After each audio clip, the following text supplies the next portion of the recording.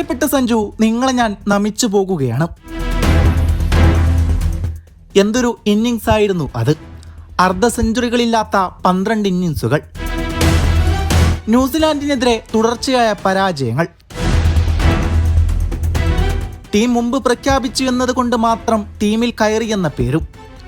നന്നായി തുടങ്ങിയിട്ടും ദീർഘ ഇന്നിങ്സ് കളിക്കാൻ സാധിക്കാത്തതിന് കഴിഞ്ഞ ദിവസം വരെ വീണ്ടും പഴിചാരലുകളായിരുന്നു. ഇനിയാകട്ടെ സെമിയിലെത്തണമെങ്കിൽ വിജയിച്ചേ തീരൂ എന്ന സാഹചര്യവും.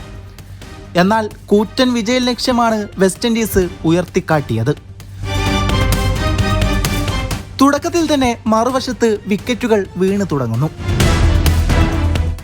എന്നാൽ സഞ്ജു ശാന്തനായിരുന്നു. മറുവശത്ത് വിക്കറ്റുകൾ വീഴുമ്പോൾ തന്നെ ബൗണ്ടറിയിലൂടെ കളി തിരികെ പിടിക്കുന്ന സഞ്ജു ഇന്നത്തെ അതിമനോഹരമായ കാഴ്ചയായിരുന്നു.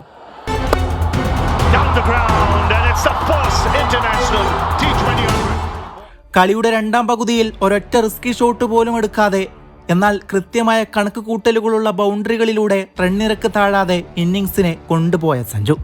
തിലകിന്റെ കാമിയോയും ദുബൈയുടെ അവസാന തകർത്താടലും ഓർത്തുകൊണ്ട് തന്നെ ഈ കളി സഞ്ജു ഒറ്റക്കാണ് ജയിപ്പിച്ചത്. അയാൾക്ക് മാത്രം അവകാശപ്പെട്ട ഒരു വിജയം.